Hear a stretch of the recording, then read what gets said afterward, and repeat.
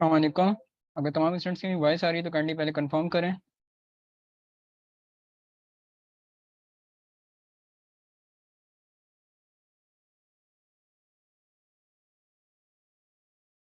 सही है, thank you so much. अच्छा जी, आई थिंक सो कि कोई स्टूडेंट अपने नाम के साथ क्लास में एंटर नहीं हुआ हुआ, तो काइंडली कई मरतबा पहले भी बता चुका हूँ कि जब भी आप क्लास में एंटर हो अपने नाम के साथ एंटर हो। और आई थिंक सो कि एक से दो स्टूडेंट डबल एंटर हुए में, तो एट द टाइम क्लास में या तो आप मोबाइल से एंटर हो या तो लैपटॉप से एंटर हो। डबल एंट्री की रिक्वायरमेंट यहाँ पे नहीं है, ना इसकी कोई परमिशन अलाउड है। तो काइंडली मुझे मजबूरन क्लास आउट करना पड़ेगा। तो जो स्टूडेंट अपने नाम के साथ क्लास से एंटर नहीं है, सबसे पहले तो रीनेम करें अपने आप को। और जो डबल एंटर हुए में एक तरफ से ऑफ हो, with in a single name आप क्लास में एंटर हो सकते हैं, राइट। वरना मजबूरन मुझे एक तरफ से आपको आउट करना पड़ेगा। अच्छा जी, लास्ट क्लास में हमारा राबिया, आप अपना नेट कनेक्शन चेक करें। वॉइस, स्क्रीन, तमाम चीज़ें बिल्कुल क्लियर हैं। आप डिस्कनेक्ट होके या तो वापस कनेक्ट हो। अच्छा जी, मैं बता रहा था लास्ट क्लास में हमारा second topic, second chapter start हो गया था इफ कंडीशंस का। एक मरतबा फास्ट ट्रैक में थोड़ा सा, जितना हमने इफ कंडीशन करी थी, तीन करी थी, सम इफ, काउंट इफ और सिंपल इफ करी थी मैंने, सही है। तो एक मरतबा फास्ट ट्रैक में ओवरव्यू दे देता हूँ, फिर कंटिन्यू करते हैं क्लास में को। सबसे पहले मैंने जो तुम लोग को परफॉर्म करवाया था वो करवाया था सम इफ। सम इफ का इस्तेमाल मैंने कब बताया था, कब किया जाता है? जब कंडीशन के मुताबिक वैल्यूज को ऐड करना हो, जमा करना हो, तो वहां पर आके सम इफ का इस्तेमाल किया जाता है।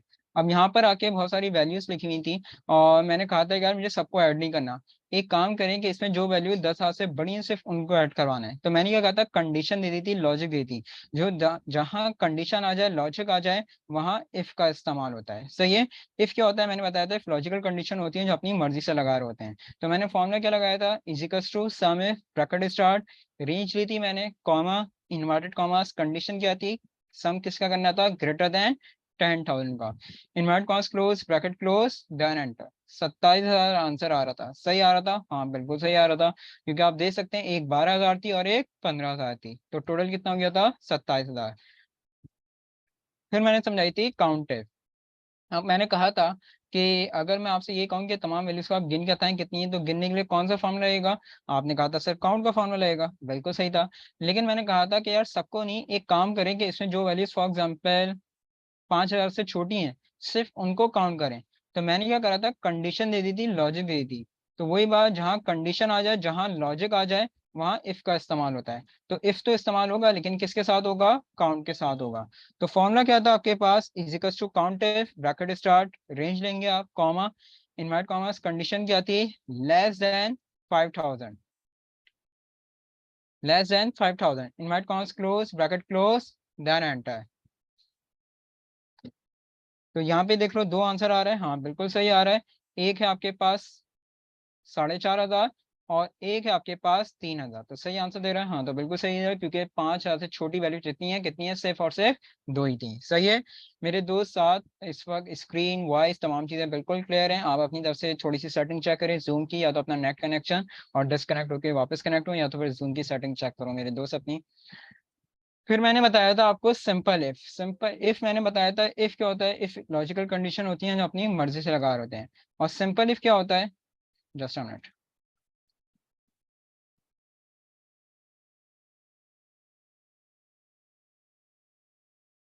बिल्कुल, जब आज लास्ट संडे क्लास हुई थी मेरे दोस्त।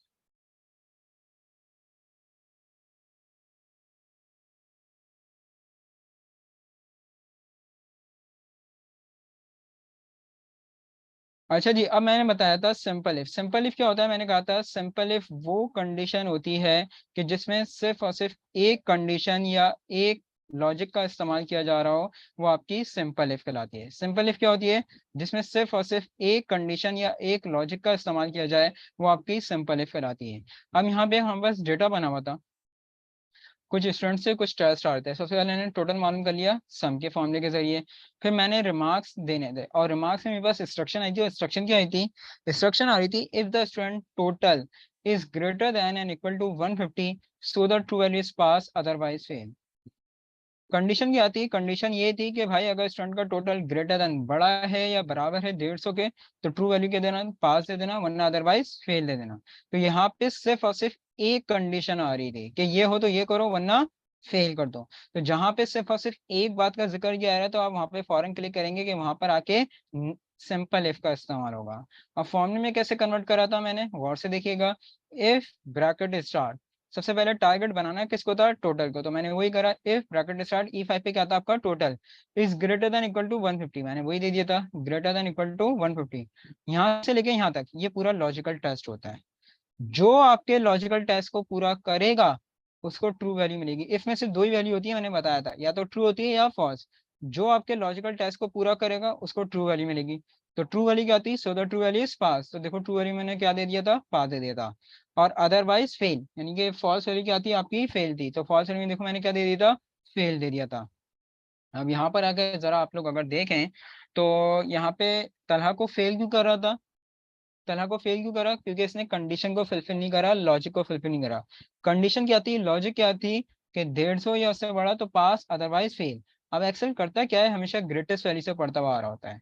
लेकिन तलहा चुका का जो डेटा है, वो तलहा का जो टोटल है वो हमारे क्राइटेरिया को फुलफिल नहीं कर रहा, पूरा नहीं कर रहा, इसलिए क्या कर दिया था, उसको फेल कर दिया था। बाकी रमीज और काशिफ को पास क्यों कर रहा था। अच्छा जी, कैमरे की रिक्वायरमेंट बिल्कुल भी नहीं है, काइंडली अपने कैमरे ऑफ रखिएगा जब क्लास हो रही हो।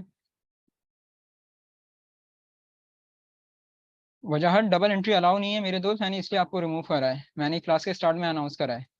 तो काइंडली इस चीज़ को थोड़ा सा देखा करें, कंसीडर करा करें। ये डेमो क्लास से, डेमो का जब सेशन स्टार्ट किया था मैंने उस वक्त ही बता दिया था कि डबल एंट्री अलाउ नहीं है।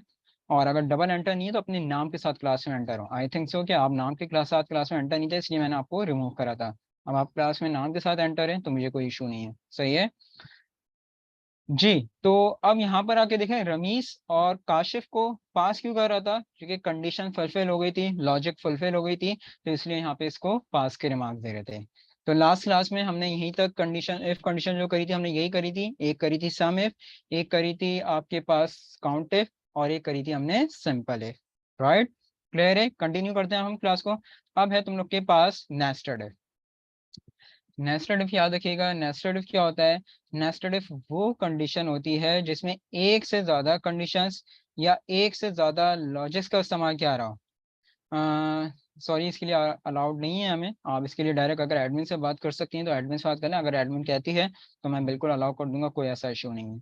इसके लिए लेकिन आपको एडमिन को कांटेक्ट करना पड़ेगा, अगर एडमिन मुझे इसके लिए चीज़ के लिए अलाउ करती है तो फिर मैं इसको कंसिडर कर सकता हूँ। सही है, जिस स्टूडेंट का डायरेक्ट मैसेज आया है मैं उनसे मुखातिब हूँ इस वक्त। अच्छा जी, तो यहाँ पर आके नेस्टेड इफ क्या होती है, मैंने कहा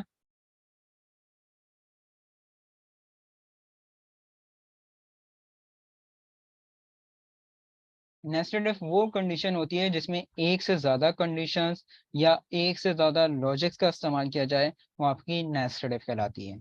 अब यहाँ पे देखो, एक स्टूडेंट्स की पूरी हमारे पास मार्कशीट आ रही है, कुछ स्टूडेंट्स हैं, कुछ पेपर्स आ रहे होंगे। सबसे पहले तो ये बताओ टोटल कौन कैसे आएगा, कौन सा फॉर्मूला अप्लाई करूंगा टोटल मालूम करने के लिए जी।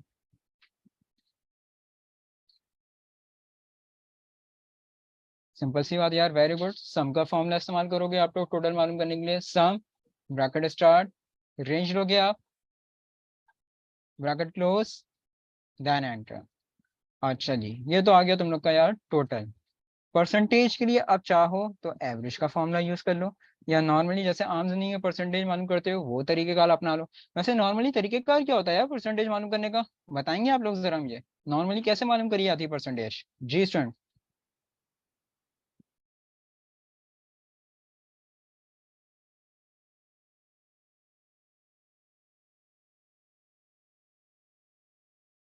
Very good, marks obtain divide by total marks multiply by 100, बिल्कुल सही है। तो हम भी यही तरीकेकार अपना लेते हैं, equals two marks obtain divide by total marks. अब जस्ट सपोज ओनली, अगर ये एक पेपर 100 मार्क्स का है तो टोटल ग्रैंड टोटल कितना हो जाएगा 400, और मल्टीप्लाई बाय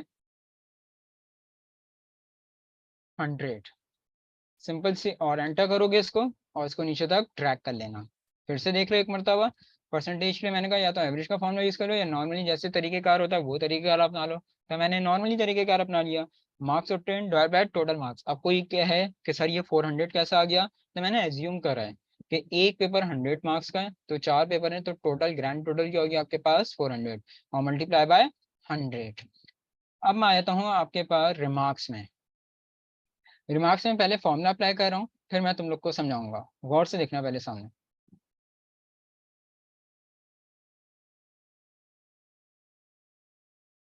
पहले मैं फॉर्मूला अप्लाई कर रहा हूँ और फिर मैं आप लोगों को समझाऊंगा।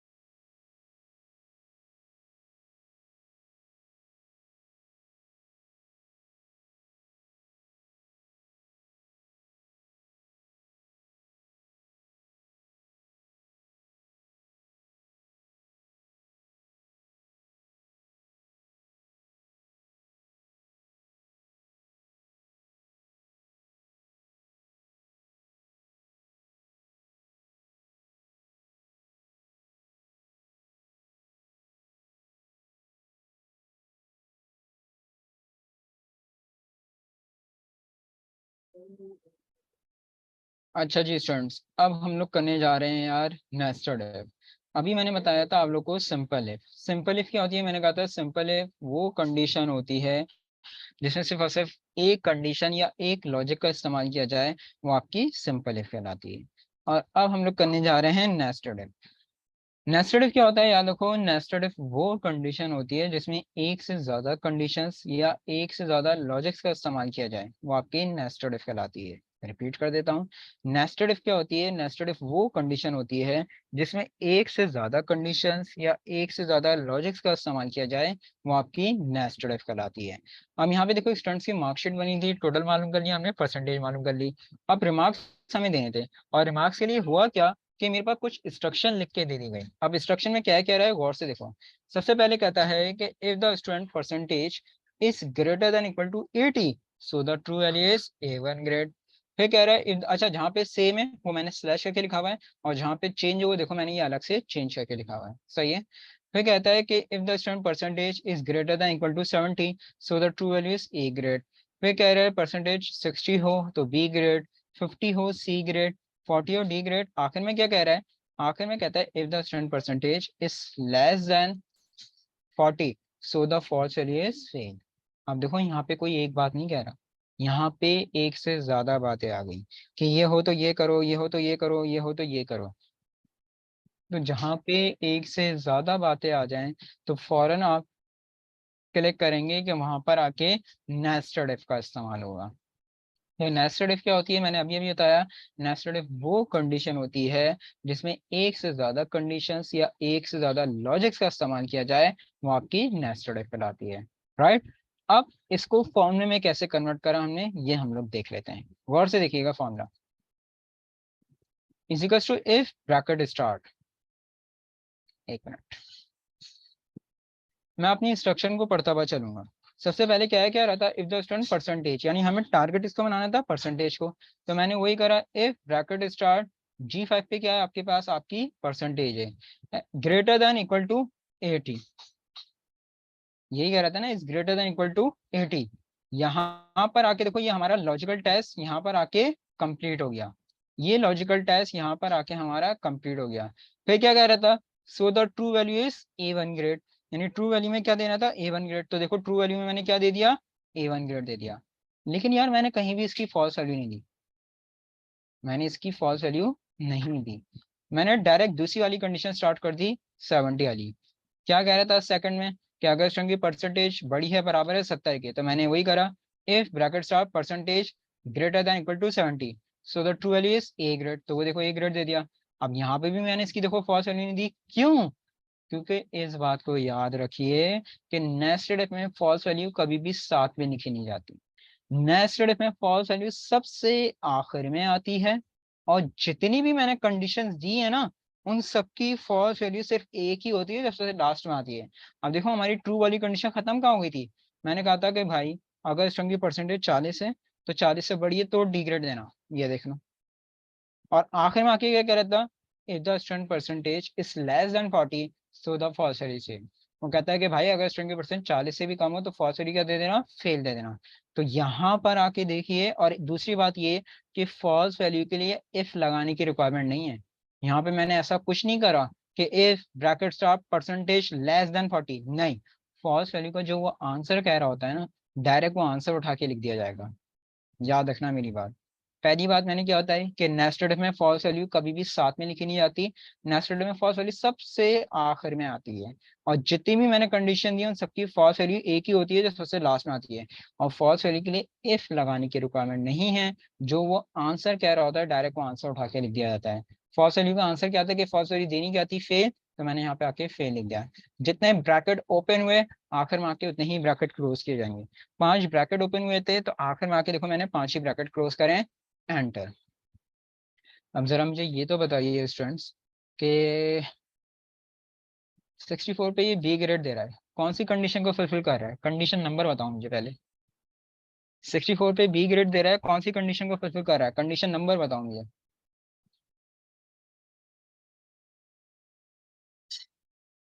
गौर से देखो बेटा, सामने आप लोग कंडीशन सामने से आ रही है आप लोग के, इसलिए कह रहा हूँ गौर से देख के बताओ।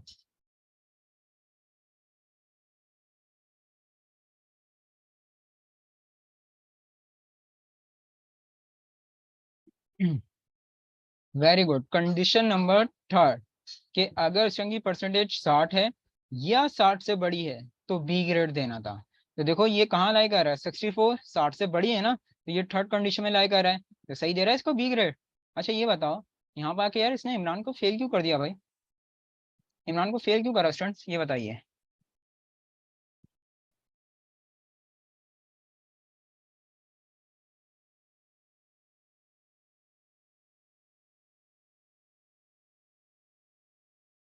Very good.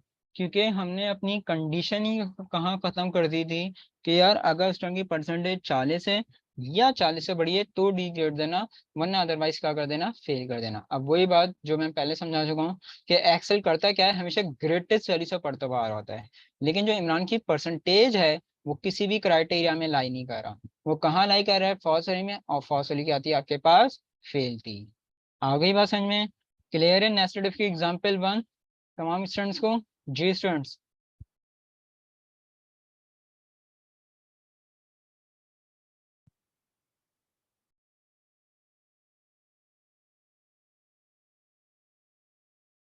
सही है, गुड। क्योंकि जैसे अब इफ कंडीशन बहुत इंपॉर्टेंट टॉपिक है आपके पास। सारा नेस्टेड इफ वो कंडीशन होती है जिसमें एक से ज्यादा कंडीशंस या एक से ज्यादा लॉजिक्स का इस्तेमाल किया जाए, वो आपकी नेस्टेड इफ कहलाती है। इसमें एक से ज्यादा कंडीशंस का इस्तेमाल किया जाता है। और इसमें फॉल्स वैल्यू कभी भी साथ में लिखी नहीं जाती है, याद रखिएगा। सही है ना। इसमें फॉल्स वैल्यू सबसे आखिर में आती है। और जितनी भी मैंने कंडीशंस दी भी होती है ना, इन सबकी फॉल्स वैल्यू सिर्फ एक ही होती है जो सबसे लास्ट में आती है। और फॉल्स वैल्यू के लिए मैंने ये भी बताया सारा कि कभी भी इफ लिखने की रिक्वायरमेंट नहीं है। जो वो आंसर कह रहा होता है डायरेक्ट वो आंसर उठा के लिख के आता है। तो फर्स्ट वाली क्या थी, फेल थी, तो यहाँ पर आके देख लिया मैंने इसको फेल के मार्क्स दे दिए हैं। जितने ब्रैकेट ओपन हुए थे सारा आखिर में आके उतने ही ब्रैकेट हमने यहाँ पर आके क्लोज करे हैं। अब ये समझ में अब क्लियर है सारा। जब मेरे दोस्त जो जूम की आपके पास शेयर की जाती है वीडियो रिकॉर्डिंग, उसको आप आराम से डाउनलोड भी कर सकते हैं। तरीकेकार पूछना हो तो हमारी एडमिन के जरिए आप आराम से उनसे कांटेक्ट करके तरीकेकार भी पूछ सकते हैं लेकिन डाउनलोड का इतना कोई मुश्किल तरीकेकार नहीं है। लिंक में जब जाओगे इस पर क्लिक करोगे, वीडियो रिकॉर्डिंग चल रही होगी, उसमें डाउनलोड का ऑप्शन ऊपर ही आ रहा होता है, उसको डाउनलोड आराम से कर सकते हो। लेकिन अगर फिर भी कोई कंफ्यूजन है तो डायरेक्ट आप हमारी एडमिन से कॉन्टैक्ट कर सकते हैं। सही है। सही है स्टूडेंट। तो ये हो गई इफ कंडीशन के एग्जाम्पल 1 कंप्लीट। अब आ जाते हैं हम नेस्टेड इफ की एग्जांपल 1 कंप्लीट। अब आ जाते हैं नेस्टेड इफ की एग्जांपल 2 पे। अच्छा जी। अब यहाँ पर है कि प्रोफेशनल एग्जांपल्स मैं आपको दे रहा हूँ। एक नॉर्मल एग्जांपल थी, अब एक प्रोफेशनल एग्जांपल पूरी दे रहा हूँ। अब लाजमी आता है मैं फॉर्मूला लिखने से तो रहा, क्योंकि फॉर्मूला बहुत बड़ा है। अगर ये समझाने बैठूंगा तो पूरा, यानी लिखने बैठ जाऊंगा, समझाना तो है लाजमी, लेकिन अगर लिखने बैठूंगा तो पूरी क्लास इसी में निकल जाएगी। तो मैं इसको आपको समझाऊंगा जरूर, लेकिन टाइप नहीं कर सकता इस वक्त। सही है। अब यहाँ पर आके देखो, थोड़ा सा जूम कर लूँ मैं। यहाँ पर आके एक ऑफिशियली डेटा दिया हुआ है, कुछ मेरी कंपनी के एम्प्लॉयज हैं। उनकी यहाँ पे 4 क्वार्टर की सेल आ रही है, Q1, Q2, Q3, Q4, और यहाँ पर आके उनकी टोटल सेल, सम का फॉर्मूला मैंने लगाया और यहाँ पर आके हमारे पास हमारी टोटल सेल आ गई। सही है। अब यहाँ पर आके हमें रिमार्क्स देने थे। अच्छा जी, अब रिमार्क्स तो दे दूंगा मैं, रिमार्क्स अपने पास से तो नहीं दे सकता, कोई ना कोई कंडीशन तो होनी चाहिए ना यार रिमार्क्स के लिए। अब कंडीशन क्या है वो जरा देखते हैं हम। कंडीशन इंस्ट्रक्शन क्या आ रही है हमारे पास। सबसे पहले कह रहा है if the employ total sale is greater than equal to 1 million so the remarks is target achieve. फिर कहता है if the employ total sale is greater than equal to 8 lakh so the remarks is excellent performance. फिर कहता है total sale 6 lakh है या उससे बड़ी है तो सेटिस्फैक्ट्री परफॉर्मेंस के रिमार्क देने हैं। 4 लाख या उससे बड़ी सेल है तो फिर ट्राई टू बेटर के रिमार्क देने हैं। और आखिर में आके कह रहा है if the employ total sale is less than 4 lakh so the remarks is deficient performance.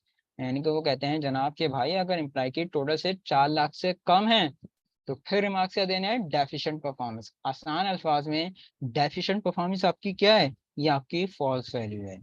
आ रही है बात समझ में। अब देखो मैंने एक से ज्यादा बातें आ रही थी तो लाजमी आता है यहाँ पे नेस्टेड इफ का इस्तेमाल होगा। अब देखो फॉर्मूले में कैसे कन्वर्ट करा, गौर से देखना फॉर्मूला सामने। Equals to if brackets of, सबसे पहली बात ये है कि टारगेट बनाना किसको था, एम्प्लॉइज के टोटल सेल को। टोटल सेल को हमें टारगेट बनाना था तो मैंने वही करा। इफ ब्रैकेट स्टार्ट F4 पे क्या है आपकी टोटल सेल है ना, तो टोटल सेल को मैंने टारगेट बना लिया। फिर क्या कह रहा था is greater than equal to 1 million, तो मैंने वही लिखा greater than equal to 1 million। यहाँ से लेके यहाँ तक ये पूरा लॉजिकल टेस्ट था। ये लॉजिकल टेस्ट यहाँ पर आके कंप्लीट हो गया। वैल्यू ऑफ ट्रू, तो जो लॉजिकल टेस्ट को पूरा कर देगा उसको ट्रू वैल्यू मिली थी। तो ट्रू वैल्यू क्या थी, यानी कि सो the remarks is target achieve, यानी टारगेट अचीव क्या हो गया आपके, ट्रू वैल्यू हो गई। तो यहाँ पर आके देखो ट्रू वैल्यू मैंने क्या दे दिया, टारगेट अचीव।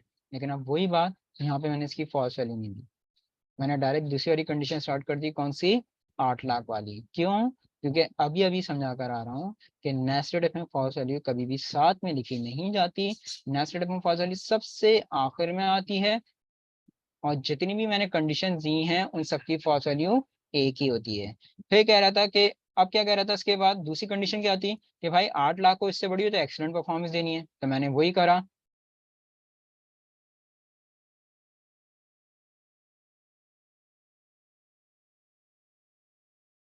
अब यहाँ पर आके देखो मैंने वही करा कि अगर एम्प्लॉय की टोटल सेल बड़ी है बराबर है 8 लाख के तो एक्सीलेंट परफॉर्मेंस देनी थी। 6 लाख उससे बड़ी है तो फिर क्या देना था, सेटिस्फैक्ट्री परफॉर्मेंस। 4 लाख है उससे बड़ी है, ट्राई टू बेटर। आखिर में आके क्या कह रहा था, 4 लाख पे देखो ट्रू वैल्यू वाली कंडीशन खत्म हुई थी ना। फिर क्या कह रहा था कि भाई अगर एम्प्लॉय की टोटल सेल लेस देन है किससे, 4 लाख से, तो रिमार्क्स क्या है, डेफिशिएंट परफॉर्मेंस, यानी कि डेफिशिएंट परफॉर्मेंस आपकी फॉल्स वाली थी। तो अब यहाँ पर आके देखो मैंने अभी अभी समझाया था कि डेफिशिएंट परफॉर्मेंस के लिए आपको इफ लिखने की रिक्वायरमेंट नहीं है, यानी फॉल्स वैल्यू के लिए इफ लिखने की रिक्वायरमेंट नहीं होती। डायरेक्ट जो आंसर क्या था डायरेक्ट वो आंसर उठा के लिख दिया जाएगा। तो डेफिशिएंट परफॉर्मेंस फॉल्स वाली थी तो मैंने डायरेक्ट आंसर उठा के लिख दिया फॉल्स वाली का। जितने ब्रैकेट ओपन हुए थे, जितनी कंडीशन ओपन हुई थी, आखिर में आके उतने ही ब्रैकेट क्लोज किए जाएंगे। 5 ब्रैकेट ओपन हुए थे, आखिर में आके 5 ही ब्रैकेट मैंने क्लोज करें। एंड अब मुझे जरा ये तो बताओ कि, एक मिनट, थोड़ा सा मैं तुम लोग से इस तरह से पूछता हूँ कि यार असद को सेटिस्फैक्ट्री परफॉर्मेंस क्यों दे रहा है, कौन सी कंडीशन फुलफिल कर रहा है, कंडीशन नंबर बताओ मुझे। जी,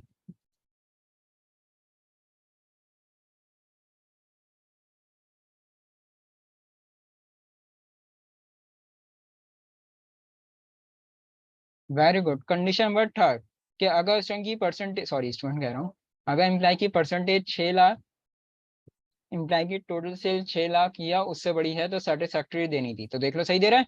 इसी के नीचे, इसी के ऊपर देखो जिया को यार डेफिशिएंट परफॉर्मेंस क्यों दे दिया उसने, बताइए, जिया को डेफिशिएंट परफॉर्मेंस क्यों दे रहा है।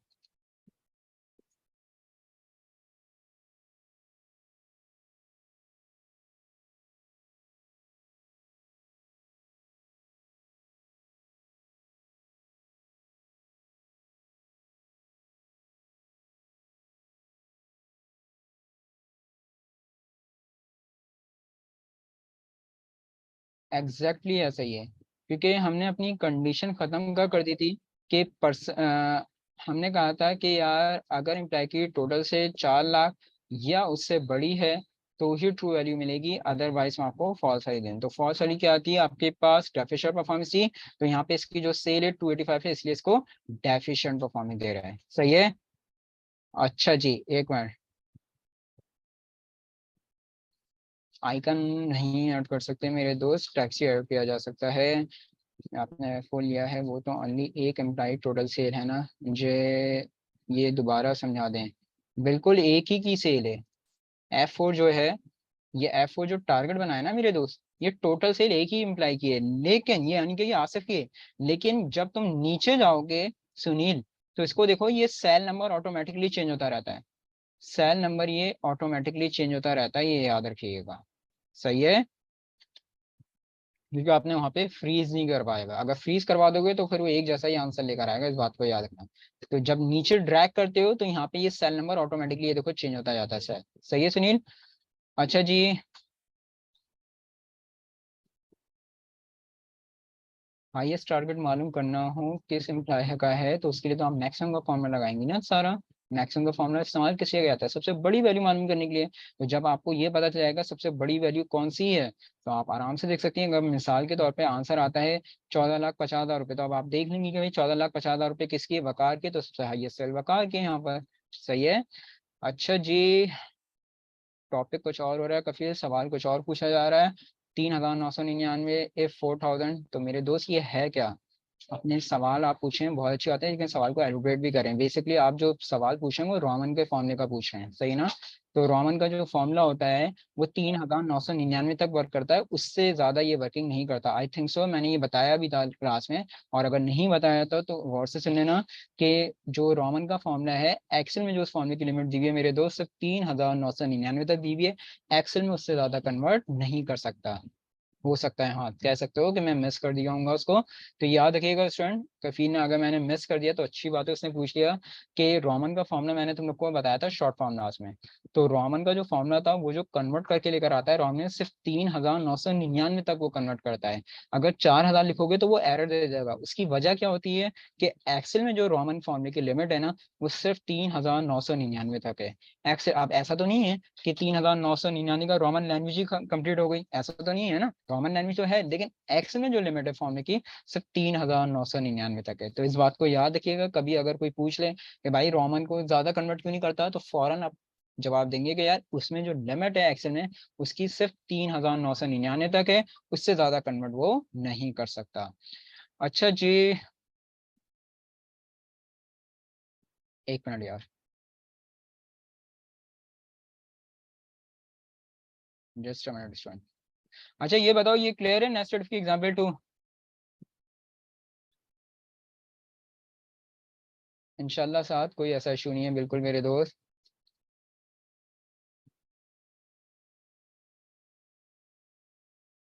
अब मैं करवाने जा रहा हूँ नेक्स्ट टॉपिक को, और वो है इफ विद एंड। एक और जबरदस्त कंडीशन, इसकी भी इंशाल्लाह दो एग्जांपल से वर्किंग करेंगे इफ विद एंड की हम लोग।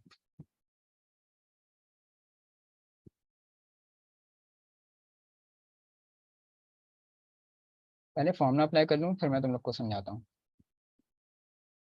कि एंड क्या है।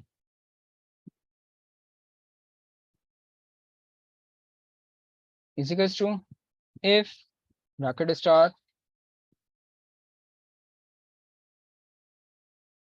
एंड।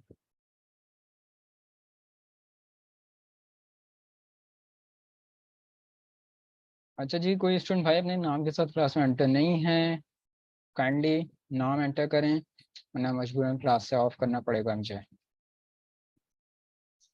होप सो कि नेक्स्ट संडे जब भी क्लास होगी तो मुझे ये बात फिर से रिपीट करना ना पड़े आप लोगों के साथ कि अपने नाम के साथ क्लास में एंटर हो।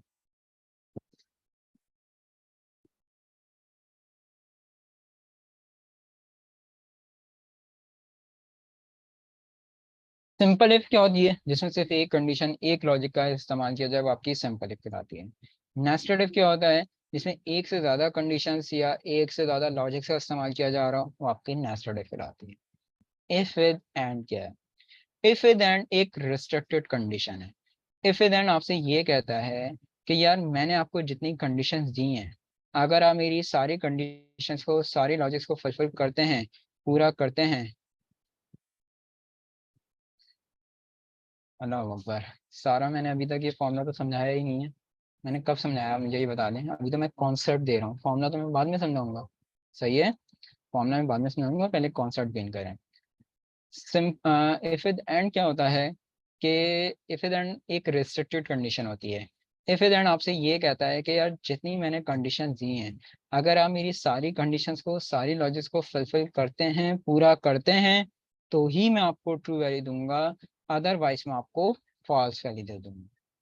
एंड क्या है, रेस्ट। अब ये रेस्ट्रिक्ट कर देता है कि भाई सबको ही पूरा करना है। अगर सबको पूरा करोगे तो ही ट्रू वैल्यू है, वरना मैं आपको फॉल्स वैल्यू दे दूंगा। अब यहाँ पर आके जरा अगर आप देखें, यहाँ पे हमारे पास एक डेटा बना हुआ था। सही है, और टेस्ट आ रहे थे। और यहाँ पर आके इंस्ट्रक्शन में क्या क्या रहा है, गौर से देखना। इंस्ट्रक्शन में कहता है, if the student gain greater than and equal to 75 marks in all the tests, so the true value is pass, otherwise fail। वो कह रहा है कि भाई स्टूडेंट अगर तमाम टेस्ट में 75 या उससे ज्यादा मार्क्स लेता है, तो ही मैं उसको ट्रू वैल्यू पास दूंगा, अदरवाइज मैं क्या दे दूंगा, फॉल्स वैल्यू दे दूंगा। वो क्या होगी, फेल होगी। यानी कि यहाँ पर आके इसने आपको रिस्ट्रिक्ट कर दिया है। और रिस्ट्रिक्ट किस तरह से करा, कह क्या रहा है कि भाई तमाम टेस्ट में अगर स्टूडेंट 75 या उससे ज्यादा मार्क्स लेगा तो ही ट्रू वैल्यू दूंगा, वरना मैं आपको फॉल्स वैल्यू दे दूंगा। तो जब कोई इस तरह की कंडीशन आ रही हो, जहां आपसे ये कहा जा रहा हो कि यार तमाम लॉजिक्स को, तमाम कंडीशन को फुलफिल करना है, तो ही ट्रू वैल्यू मिलेगी, वरना अदरवाइज मैं आपको फॉल्स वैल्यू दे दूंगा, तो फौरन आप क्लिक करेंगे कि यार यहाँ पर आके एंड का इस्तेमाल होगा। आ गई है समझ में। अब देखो मैंने इसको सारा गौर से देखिएगा, मैंने इसको फॉर्मूले में कैसे कन्वर्ट करा, फॉर्मूला समझा रहा हूँ। इफ ब्रैकेट स्टार्ट एंड, ये B4 C4 D4 ये है क्या, test 1 test 2 test 3, all the test कह रहा था ना। तो यहाँ पे एक एक करके मैंने तमाम टेस्ट को लिंक ले लिया और ग्रेटर देन इक्वल टू 75 की कंडीशन दे दी। तो अब जो मेरी इस लॉजिक 1 लॉजिक 2 लॉजिक 3 जितनी भी मैंने लॉजिक दी है, जो मेरी इन तमाम लॉजिक्स को पूरा करेगा उसको ट्रू वैल्यू दूंगा। और ट्रू वैल्यू क्या आती, पास। और जो इनमें से मेरी किसी एक कंडीशन, एक लॉजिक को भी पूरा नहीं कर पाएगा, उसको मैं फॉल्स वैल्यू दूंगा। और फॉल्स वैल्यू क्या थी आपके पास, फेल थी। एंड का जो ब्रैकेट स्टार्ट हुआ था वो उसी के साथ क्लोज हुआ है। इफ का जो ब्रैकेट स्टार्ट हुआ है वो आखिर में आके हमने क्लोज करा है। सही है, ब्रैकेट क्लोज, एंटर। अब जो पूछ रहा हूँ ना, सिर्फ और सिर्फ उसका जवाब मुझे दो। जो पूछ रहा हूँ सिर्फ उसका जवाब देना। मुझे सिर्फ और सिर्फ ये बताओ, तलहा टेस्ट 1 की कंडीशन को पूरा कर रहा है, सिर्फ और सिर्फ टेस्ट 1, ये बताओ जरा।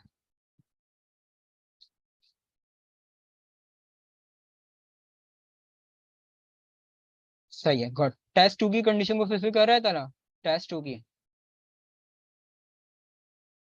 Very good. टेस्ट 3 को फुलफिल कर रहा है तलहा, टेस्ट 3 नहीं कर रहा। क्या कर दिया, फेल कर दिया। क्यों, क्योंकि ये एंड था। एंड क्या कहता है कि भाई सबको पूरा करोगे तो ही ट्रू वैल्यू मिलेगी, वरना मैं फॉल्स वैल्यू दे दूंगा। तो देखो तलहा का डेटा मेरे सामने है। तलहा ने दो टेस्ट की कंडीशन को तो फुलफिल कर दिया, लेकिन एक को नहीं कर पा रहा, तो फेल है। रमीज को पास क्यों करा, क्योंकि रमीज ने ओवरऑल तमाम कंडीशन को फुलफिल कर दिया। आई बात समझ में, क्लियर है। अच्छा, ये तो मैं अभी तुम लोग को समझा रहा हूँ, तो इसलिए मैंने एक जैसे तमाम टेस्ट में एक जैसे नंबर ले लिए।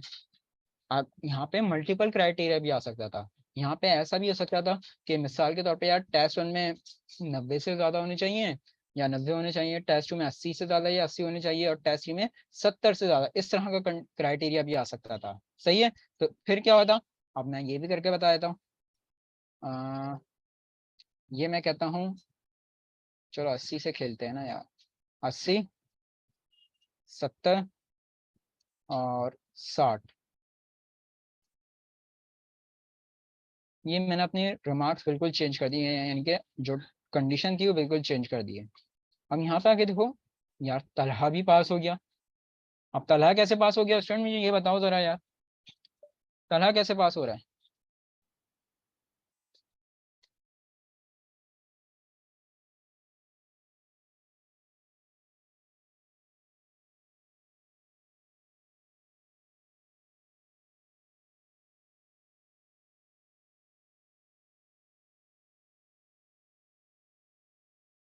एग्जैक्टली ऐसा ही है कि यहाँ पे हो क्या रहा है कि अब तमाम कंडीशन फंसे हो रही है। पहले जो मैंने रिमार्क कंडीशन दी थी उसमें एक अलग क्राइटेरिया था, और जब मैंने अब अपनी कंडीशन दी है तो वहां पे एक अलग क्राइटेरिया मैंने दे दिया है कि यार पहले टेस्ट में 80 से बड़े होने चाहिए, दूसरे टेस्ट में 70 से बड़े, तीसरे टेस्ट में 60 से बड़े, तो पास वरना फेल। तो यहाँ पे फायदा किसका हो गया, यहाँ पे तलहा का फायदा हो गया, क्योंकि तलहा आखिरी टेस्ट में 60 नंबर तो है, तो यहाँ पे मैंने इक्वल टू भी लगाया हुआ है, तो यहाँ पे कंडीशन फुलफिल हो गई वाली, तो इसको भी यहाँ पे देखो, इसलिए क्या रिमार्क्स दे दिए उसने, पास के रिमार्क्स दे दिए। आगे बात समझ में, नेस्टेड सॉरी इफ देन की एग्जांपल 1 तमाम स्टूडेंट को। जी स्टूडेंट, सारा आपको भी क्लियर है?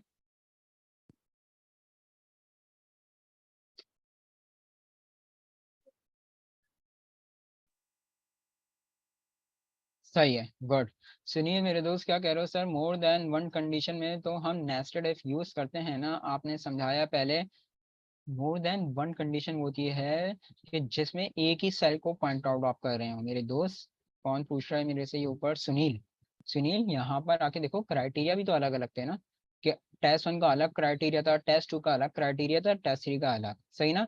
नेस्टेड इफ का बिल्कुल यही कॉन्सेप्ट है, जिसमें एक से ज्यादा कंडीशंस, लेकिन वहां पे हमें टारगेट एक ही सेल को बनाना होता है। सुनील ये देखो, जैसे पीछे वाला फॉर्मूला, ये देखो, सब में F4 टारगेट बन रहा था, ये देख सकते हो। तो सेम इसी तरह से पीछे आ जाओ, जो फर्स्ट वाली थी, ये देखो। लेकिन एंड में फायदा क्या होता है, यहाँ पर आके अलग अलग आप टारगेट बना रहे हैं, ये देखो। समझ में आया सुनील, कि यहाँ पर आके B4 C4 D4, और ये कंडीशन एक ही है। यानी अभी जो मैं एंड का इस्तेमाल बता रहा हूँ ना सुनील, अच्छा स्टूडेंट, तमाम स्टूडेंट यहाँ पे गौर करिएगा।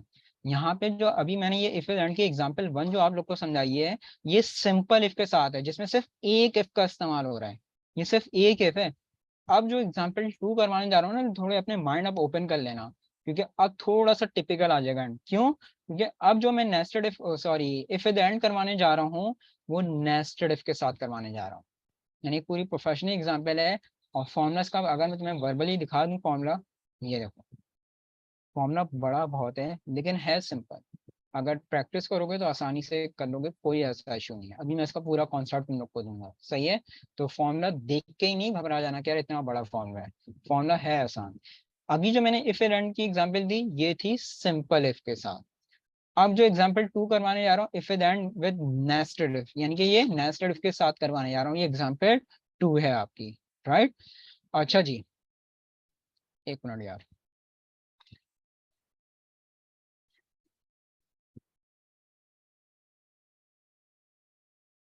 अब यहाँ पर आके एक पूरा आपके पास ऑफिशियली डेटा बना हुआ है यार, और 4 क्वार्टर की सेल आ रही है यहाँ पर आपके पास, Q1, Q2, Q3, Q4। अब बोनस रिमार्क्स देने हैं मुझे यहाँ पे। अच्छा जी, देने हैं तो हम दे देंगे, कोई इशू नहीं है।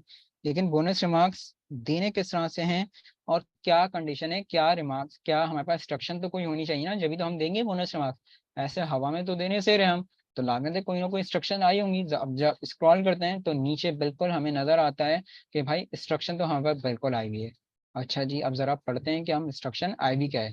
स्टूडेंट थोड़ी सी तवज्जो चाहूंगा आपकी, क्योंकि बहुत इंपॉर्टेंट टॉपिक है इस वक्त चल रहा है आप लोगों का, और ये भी बहुत इंपॉर्टेंट चीज समझा रहा हूँ मैं, ये जो इफ एंड के एग्जाम्पल 2 समझा रहा हूँ, ये नेस्टेड इफ के साथ समझा रहा हूँ, तो गौर चाहूंगा आप लोग का, थोड़ी तवज्जो चाहूंगा, गौर से देखिएगा। सबसे पहले कहता है, इफ द इम्प्लाई, इंस्ट्रक्शन क्या कह रहा है, if the employee all quarter sale is greater than equal to 2 lakh, so the bonus is 50,000। क्या बात कह रहा है, वो कह रहा है कि भाई अगर इम्प्लाई की ऑल क्वार्टर का मतलब क्या हो गया, जितने भी क्वार्टर हैं, तो क्वार्टर हैं कितने, 4 क्वार्टर हैं, Q1, Q3, Q2, Q3, Q4। यहाँ पे 4 क्वार्टर आ रहे हैं मेरे पास। तो यहाँ पे कहता क्या है कि if the employee all quarter sale is greater than equal to 2 lakh, so the bonus is 50,000।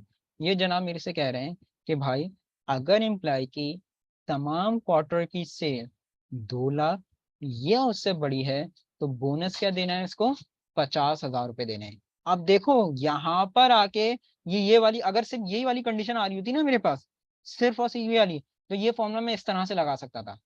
If, गौर करना, तो हम लोग का माइंड ओपन होगा, if bracket start and Q1, Q2, Q3, अगर चौथा क्वार्टर भी होता, तो अगर चारों क्वार्टर की सेल 2 लाख या उससे बड़ी है, तो यहाँ पर आया था 50,000 रुपये, और यहाँ पे मैं दे देता 0, यानी कि कुछ नहीं देना। ऐसा ही है ना। लेकिन यहाँ पे हुआ क्या, इन लोगों ने खेल क्या खेला, यहाँ पे मल्टीपल इंस्ट्रक्शन मुझे दे दी, यहाँ पे नेस्टेड कंडीशन दे दी, वो कहते हैं फिर भाई एंड, वो कहते हैं रुक जाओ, एंड भी आ रहा है। वो कहते हैं if the employ all quarter sale is greater than equal to 1 lakh, so the bonus is 25,000। यानी कि वो कहते हैं कि और भी कंडीशन है इसके साथ साथ। वो और कंडीशन क्या है? वो कहते हैं कि अगर एम्प्लॉय की तमाम क्वार्टर की सेल 1 लाख या उससे बड़ी है, तो फिर क्या दिया जाएगा? 25,000 रुपये बोनस दिया जाएगा। फिर और कंडीशन आती है। वो कहते हैं कि अगर एम्प्लॉय की तमाम क्वार्टर की सेल 50,000 या उससे बड़ी है, तो फिर 7,000 रुपये दिए जाएंगे। फिर कहते हैं अदरवाइज, आखिर में आके कह रहे हैं अदरवाइज यार, if the above all condition not fulfilled so the bonus is dangerous position, यानी कि सो the remarks is dangerous position. यानी वो कहते हैं कि अगर ऊपर दी गई किसी भी कंडीशन को एम्प्लॉय पूरा नहीं करता, तो भाई इसको डेंजरस पोजीशन में डाल देना। कॉन्सेप्ट समझ में आया कि यहाँ पे करना क्या है? अगर सिर्फ ये वाली कंडीशन आ रही होती ना, तो हम एंड का इस्तेमाल तो करते, वो सिंपल इफ के साथ कर देते, जैसा भी अभी समझा भी दिया मैंने हाथ किया तुम लोग को। लेकिन अब यहाँ पे एक से ज्यादा क्राइटेरिया आ गए। एक क्राइटेरिया ये आया, एक क्राइटेरिया ये आया, एक क्राइटेरिया ये आ गया। तो यहाँ पर आके एंड का इस्तेमाल तो होगा, लेकिन नेस्टेड इफ के साथ होगा। अब हम लोग देखते हैं कि हमने इसको फॉर्मूले में कैसे कन्वर्ट करा। गौर से देखिएगा स्टूडेंट, यहाँ पे मेरे दोस्तों जितने स्टूडेंट यहाँ पे नाम नंबर शेयर कर रहे हैं, ये पहले समझा चुका हूँ। नाम नंबर की बिल्कुल भी रिक्वायरमेंट नहीं है। अब आप लोग का बैच कंपाइल हो चुका है।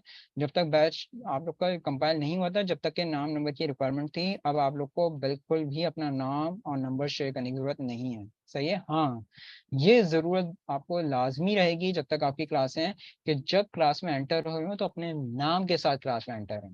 और मल्टीपल एंट्री नहीं अलाउड है, बस ये याद रखना कि लैपटॉप से अलग और मोबाइल से अलग, बस ये थोड़ी सी आप ध्यान रखिएगा।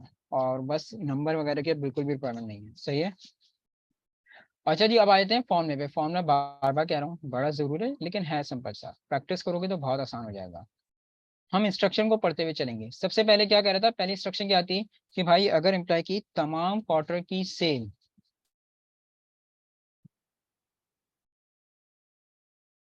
अगर एम्प्लॉय की तमाम क्वार्टर की सेल 2 लाख या उससे बड़ी है, तो रिमार्क्स क्या देने हैं? बोनस क्या देना है? 50,000 रुपये देना है। तो मैंने क्या करा, गौर चाहूंगा स्टूडेंट, गौर से देखिएगा सामने। इफ ब्रैकेट स्टार्ट एंड वही B4 C4 D4 E4, यानी ये है क्या? Q1 Q2 Q3 Q4, जितनी भी लॉजिक थी तमाम लॉजिक दी। और मैंने कंडीशन किसकी दे दी? Greater than equal to 2 lakh की कंडीशन दे दी चारों में। तो जो मेरी अब इस लॉजिक 1 लॉजिक 2 लॉजिक 3 जितनी भी मैंने लॉजिक दी हैं, जो मेरी इन तमाम लॉजिक्स को पूरा करेगा, तो बोनस क्या देना था उसको? 50,000 रुपये देने थे ना। तो मैंने देखो यहाँ पर आके 50,000 रुपये दे दिया। अब वही बात फॉल्स वाली तो मैंने दी नहीं। क्यों? क्योंकि अभी अभी समझा कर आ रहा हूँ कि नेस्टेड इफ में फॉल्स वैल्यू कभी भी साथ में लिखी नहीं जाती। नेस्टेड इफ में फॉल्स वैल्यू सबसे आखिर में आती है। और जितनी भी मैंने कंडीशन दी है सबकी फॉल्स वैल्यू सिर्फ एक ही होगी, जो सबसे आखिर में आएगी। फिर दूसरी कंडीशन क्या कहता है? अब वो कहता है कि भाई अगर एम्प्लॉय की तमाम क्वार्टर की सेल 1 लाख या उससे बड़ी है, तो बोनस कितना देना है? 25,000 रुपये देना है। तो कोई मसला नहीं है। मैंने क्या करा? फिर मैंने इफ लगाया, ब्रैकेट लगाया। अच्छा देखो, एंड का जो ब्रैकेट है, जब मैंने पहले वाला एंड का ब्रैकेट स्टार्ट करा, वो इसी के साथ क्लोज हो गया। सही है?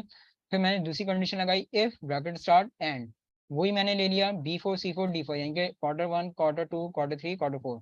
अगर तमाम एम्प्लॉय की चारों क्वार्टर की सेल 1 लाख या उससे बड़ी है, तो बोनस क्या देना था? 25,000 रुपये देना था। ये 25,000 लिख दिया। फिर तीसरी कंडीशन क्या थी?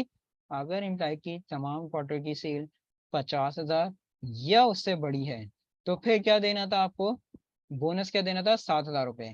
तो ये देख लो, मैंने वही दे दिया, इफ ब्रैकेट स्टार्ट एंड, चारों क्वार्टर लिए B4 C4 D4 E4, और ग्रेटर देन इक्वल टू 50,000 दे दिया। अब इम्प्लाई की अगर चारों क्वार्टर की सेल 50,000 या उससे बड़ी है, तो 7,000 रुपये देने थे। ऐसा ही है ना? मैं अपनी तरफ से नहीं कह रहा, ये इंस्ट्रक्शन आ रही है, देख लो। आखिर में क्या कह रहा था? Otherwise if the employ all condition are not fulfilled, so the bonus remarks is, so the remarks is dangerous position। यानी वो कहता है कि अगर ऊपर दी गई वो किसी भी कंडीशन को फुलफिल नहीं करता है, पूरा नहीं करता है, तो फिर वो डेंजरस पोजीशन में चला जाएगा। तो डेंजरस पोजीशन क्या हो गई आपकी? फॉल्स वैल्यू हो गई। बार बार ये समझाता हुआ आ रहा हूँ कि फॉल्स वैल्यू के लिए इफ लिखने की रिक्वायरमेंट नहीं होती। जो वो आंसर कह रहा है डायरेक्ट वो आंसर उठा के लिख दिया जाता है। तो डेंजरस पोजीशन आपकी फॉल्स वाली थी, तो जो आंसर था देखो डायरेक्ट वो आंसर उठा के मैंने यहाँ पे टाइप कर दिया, लिख दिया। इफ जितनी स्टार्ट हुई थी आखिर में आके इफ थे उतने ही ब्रैकेट क्लोज किया है, 3 इफ स्टार्ट हुई थी आखिर में आके 3 ही इफ के मैंने ब्रैकेट क्लोज करने, याद रखिएगा, सही है। अब मुझे जरा एक बात बताओ, थोड़ा सा टिपिकल मैं तुम लोग से पूछना, एक मिनट रुको जरा। अह,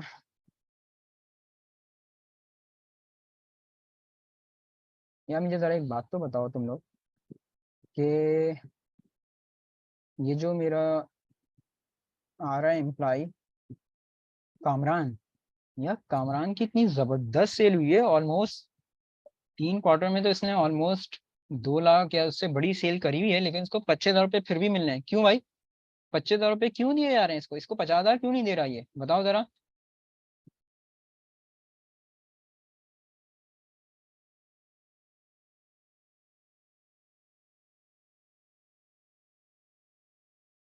आफ्ताब मेरे दोस्त, आपने शायद क्लास को अभी ज्वाइन करा है या लास्ट क्लास से सिर्फ कंडीशन की डी नहीं है, तो आपके कॉन्सेप्ट बिल्कुल हिले हुए हैं। प्लस साइन कैसा आ सकता है यहाँ पे? प्लस माइनस खेल कोई खेल रहे हैं यार हम।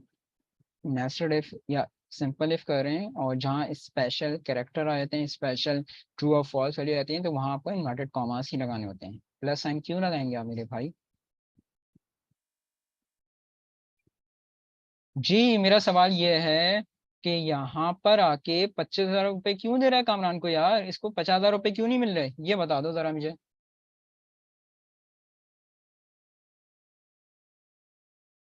तमाम स्टूडेंट से मेरा सवाल है, सिर्फ 2 से 3 स्टूडेंट का मेरे पास इस वक्त आंसर आ रहा है।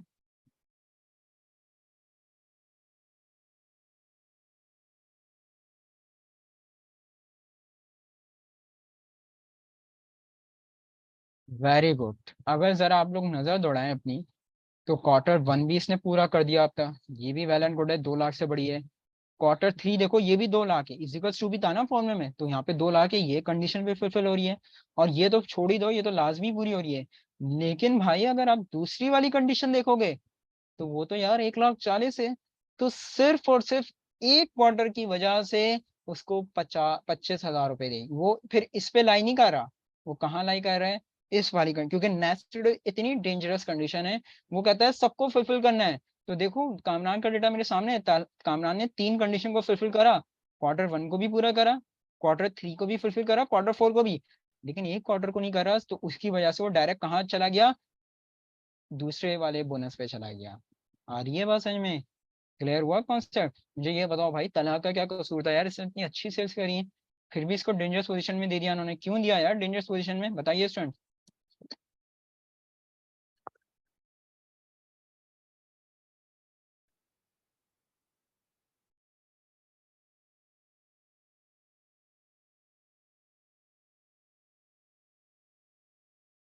जबरदस्त, वेरी गुड। अगर जरा गौर करो, क्वार्टर 1 भी इसका फुलफिल हो रहा है, क्वार्टर 2 भी फुलफिल हो रहा है, 1 लाख से बढ़ी है, तो 1 लाख ये वाली थी हमारे पास, सेकंड वाली कंडीशन थी। क्वार्टर 4 भी इसका फुलफिल हो रहा है, लेकिन सिर्फ और सिर्फ एक क्वार्टर में, वो भी इसने 40,000 करी थी, उसी की वजह से उसको डेंजरस पोजीशन में डाल दिया गया है। अब माइंड ओपन हुआ, क्लियर हुआ नेस्टेड इफ का कॉन्सेप्ट, सिंपल इफ के साथ भी और नेस्टेड इफ के साथ भी तमाम स्टूडेंट्स को? जी स्टूडेंट।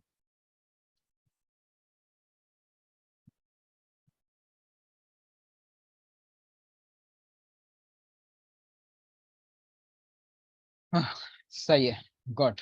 तो ये था यार if with and nested if के साथ। अब हम लोग आ जाते हैं इफ विद और पे। एक मिनट।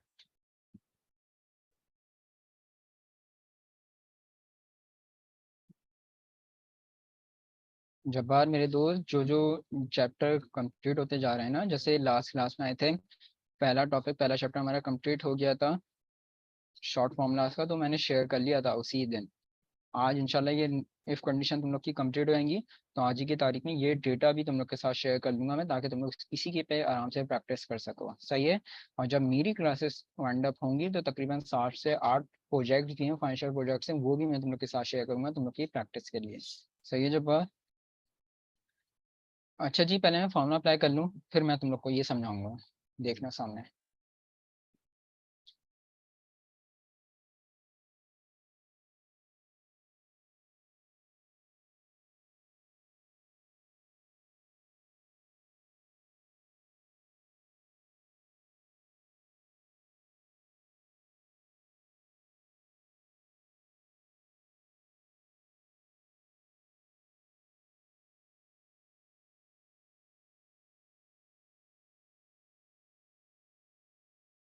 ओ sorry। अभी मैंने समझाई थी इफ एंड। इफ एंड में बताया कि इफ एंड वो कंडीशन होती है कि जितनी मैंने कंडीशंस दी हैं, अगर आप मेरी सारी कंडीशंस को, सारी लॉजिक्स को फुलफिल करते हैं, पूरा करते हैं, तो ही मैं आपको ट्रू वैल्यू दूंगा, अदरवाइज मैं आपको फॉल्स वैल्यू दे दूंगा। सही था। अब मैं करवाने जा रहा हूँ आपको इफ इज और। इफ इज और क्या है?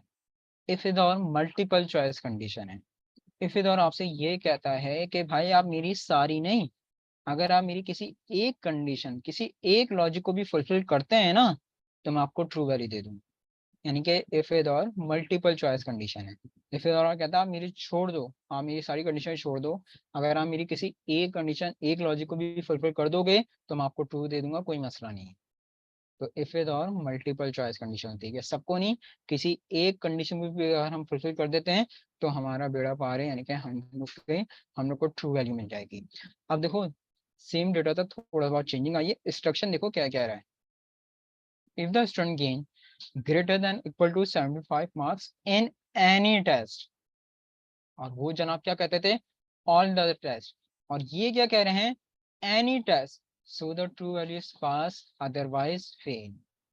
ये कहता है भाई अगर स्टूडेंट तमाम पेपर्स में नहीं, किसी भी टेस्ट में अगर वो 75 या उससे ज्यादा मार्क्स वो ले लेता है, तो मैं उसको ट्रू वैल्यू दे दूंगा। और ये तो फिर लाजमी सी बात है, अगर वो किसी को भी पूरा नहीं करेगा तो भाई, और इतना भी अच्छा नहीं है, तो फिर तो उसको फेल के मार्क्स देने ही देने हैं।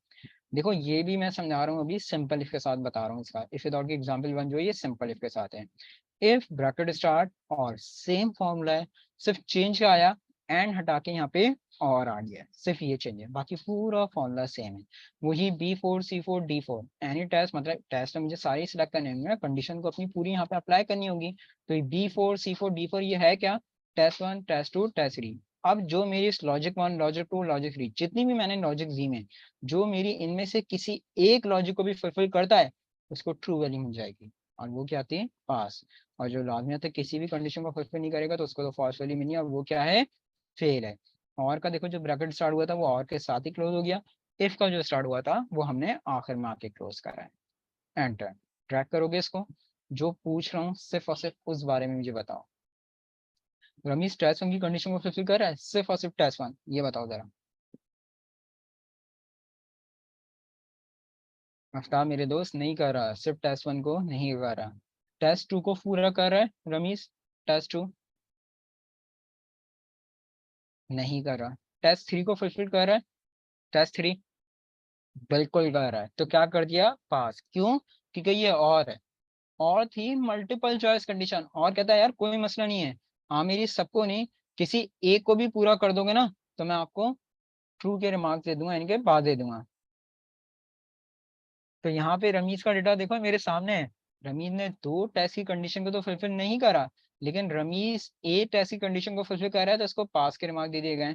लेकिन और के होने के बावजूद भी कुछ ऐसे हमारे मल्टी टैलेंटेड स्टूडेंट हैं जो और होने के बावजूद भी फेल हो रहे हैं, जिसमें से एक है हमारे काशिफ साहब। कि काशिफ साहब का हुआ क्या, कि इसमें इन्होंने कोई एक कंडीशन को भी फुलफिल करने की कोशिश नहीं करी, not test one, not test two, not test three. तो फिर और ने भी क्या करा, और ने भी कहा कि भाई फिर आप फेल के मार्क्स पे ही जाएं, तो इसलिए यहाँ पे इनको क्या दे रहा है? फेल के मार्क्स दे रहा है। आ गई बात समझ में?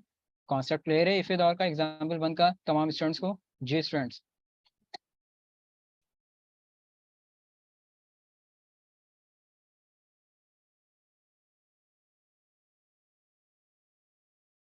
सही है, गुड। अब आ जाते हैं इफ दौर की एग्जाम्पल टू पे, और वो है नेस्टेड इफ के साथ। तो ये डेटा थोड़ा सा चेंज हुआ है, और इंस्ट्रक्शन भी थोड़ी सी चेंज करी है हमने यहाँ पे। अब डेटा उसी तरह से तकरीबन वही नेम है और चार क्वार्टर की से आ रही है। अब जरा आ जाता है हम लोग इंस्ट्रक्शन में। गौर से देखिएगा स्टूडेंट स्टूडेंट को, ये जो मैं बता रहा हूँ, अब ये नेस्टेड इफ के साथ इसका इस्तेमाल बता रहा हूँ। अब ये कहता है कि भाई if the employ any quarter sale is greater than equal to 2 lakh, so the bonus marks से, यानी कि बोनस है 50,000। वो कहता है कि अगर एम्प्लॉय की किसी भी क्वार्टर की सेल, चार क्वार्टर है तो किसी भी क्वार्टर की सेल अगर 2 लाख या उससे बढ़ी है, तो उसको 50,000 रुपये दे देना। अगर बात यहीं तक होती ना सिर्फ, तो मैं यही वाली कंडीशन लगा देता, सिंपल इफ वाली। जो अभी मैं पीछे ये वाली समझा कर आ रहा हूँ कि मैं क्या करता, इफ ब्रैकेट स्टार्ट और लेता और चारों क्वार्टर जितने भी क्वार्टर आ रहे थे चारों क्वार्टर लेता और ग्रेटर देन इक्वल टू कितने की कंडीशन देता मैं, 1 लाख वाली या 2 लाख वाली, जो भी कंडीशन 2 लाख की कंडीशन देता, तो जो अब मेरी इनमें से किसी एक कंडीशन एक लॉजिक को भी पूरा करता तो उसको 50,000 रुपये मिल जाते, और जो इनमें से किसी भी कंडीशन को पूरा नहीं करता तो भाई उसको फिर 0 के रिमार्क्स या दो नो बोनस जो भी था वो रिमार्क्स मिलने थे। ऐसा ही है ना। लेकिन यहाँ पे हुआ क्या, यहाँ पे इन्होंने कहा और फिर इस वाली कहते हैं, इस वाली कंडीशन को भी देखो, वो कहते हैं फिर अगर इम्प्लाई की किसी भी क्वार्टर की सेल 1 लाख या उससे बड़ी है तो उसको बोनस क्या देना है, 25,000 रुपये देना है। फिर कहते हैं और अगर इम्प्लाई की किसी भी क्वार्टर की सेल 50,000 या उससे बड़ी है तो फिर 7,000 रुपये देने हैं। अदरवाइज, ये भी अदरवाइज लगाते हैं और ये कहते हैं otherwise if the above all condition are not fulfilled so the remarks are danger, यानी कहता है कि भाई इतना होने के बावजूद, यानी इतनी मल्टीपल चॉइस होने के बावजूद भी अगर कोई ऐसा होनहार मेरा एम्प्लॉय है, ऐसा मल्टी टैलेंट एम्प्लॉय है जो इतनी कंडीशंस इतनी फैसिलिटीज होने के बावजूद भी वो ऊपर दी गई किसी भी लॉजिक को फुलफिल नहीं कर रहा, तो भाई फिर उसको डेंजरस पोजीशन में आप डाल दो, मेरे लिए कोई मसला नहीं। कॉन्सेप्ट क्लियर है। अब आ जाते हैं फॉर्मूले पे। सेम फॉर्मूला है जैसे एंड का था, चेंज क्या आएगा, एंड हटा के और आ गया। इफ ब्रैकेट स्टार्ट और पहली कंडीशन क्या थी, 2 लाख वाली थी कि 2 लाख या उससे बढ़िया, तो मैंने वही करा। इफ ब्रैकेट स्टार्ट और ब्रैकेट स्टार्ट, ये B4 C4 D4 E4 है क्या, वही Q1 Q2 Q3 Q4। तो जो अब मेरी इन चारों क्वार्टर में से किसी भी एक क्वार्टर को फुलफिल कर देता है, किसी एक क्वार्टर में अगर वो 2 लाख या उससे ज्यादा सेल कर देता है तो उसको बोनस क्या मिलना था, 50,000 रुपये मिलना था। फॉल्स वाली तो लाजमत है साथ में नहीं आएगी, आखिर में आएगी क्योंकि नेस्टेड इफ का इस्तेमाल हो रहा है यहाँ पे। फिर दूसरी कंडीशन क्या थी, इफ, अच्छा ये देखो वही बात, जैसे एंड के ब्रैकेट उसी के साथ क्लोज हो जाते थे और के ब्रैकेट भी उसी के साथ क्लोज हो रहे हैं। इफ के जो ब्रैकेट स्टार्ट होते हैं, हम बार बार बता रहा हूँ, हमेशा आखिर में आके क्लोज होते हैं, सही है। अच्छा दूसरी कंडीशन क्या थी, ये वाली थी कि अगर इम्प्लाई की चारों क्वार्टर की सेल 1 लाख या उससे बड़ी है तो बोनस क्या था, 25,000 रुपये, चारों में से कोई सी भी यानी।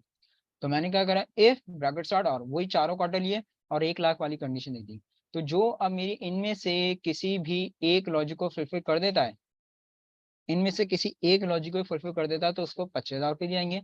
और तीसरी कंडीशन क्या आती है कि अगर इम्प्लाई की चारों क्वार्टर की सेल 50,000 या उससे बड़ी है तो उसको 7,000 रुपये दिएंगे। अदरवाइज क्या था कि अगर ऊपर दी गई किसी भी कंडीशन को फुलफिल नहीं करता है तो भाई रिमार्क्स क्या देने, डेंजर पोजीशन, यानी ये क्या था हमारा, ये फॉल्स वाली थी।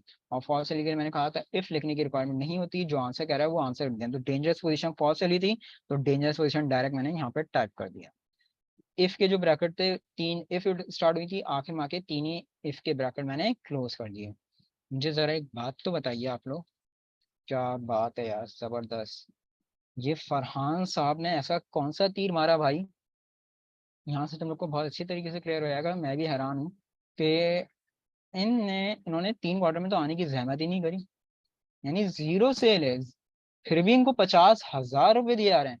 क्यों दिए जा रहे हैं भाई, बताओ जरा मुझे, ऐसा क्या कमाल करा इन्होंने।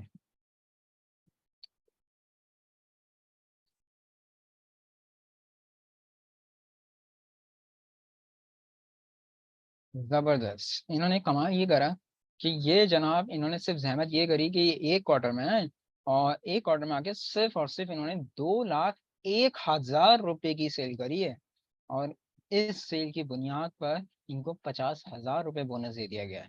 जबरदस्त, ऐसा भी होता है, सही है। और ऐसा भी होता है कि इतनी मल्टीपल चॉइस होने के बावजूद अदनान से आपको डेंजरस पोजीशन में फेंक दिया गया है। क्यों फेंका भाई अदनान को, मुझे बताएं। अदनान को क्यों फेंक दिया डेंजरस में यार, अदनान ने ऐसा क्या गुनाह किया, बताओ जरा।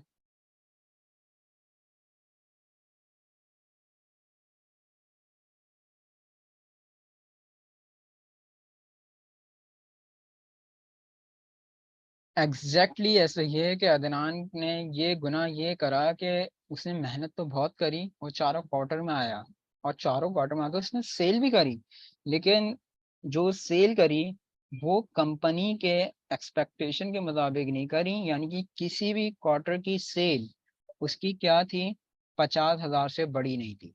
आखिरी कंडीशन क्या थी कि 50,000 तो होनी ही चाहिए। तो लेकिन जो ये अदनान साहब थे उन्होंने चारों क्वार्टर में आए जरूर, लेकिन किसी भी क्वार्टर में वो 50,000 की फिगर को ऊपर ना नहीं जा पाए या उसको टच भी नहीं करा 50,000 को, एक्यूरेट 50,000 को। वो हमेशा 50,000 से कम रहे चारों क्वार्टर में। तो इसलिए उनको क्या दे दिया गया है, डेंजरस पोजीशन में डाल दिया गया है।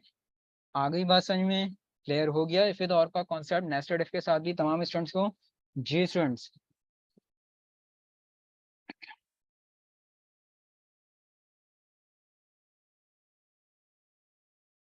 सही है, गुड। नेक्स्ट है तुम लोग के पास सम एफ एडवांस।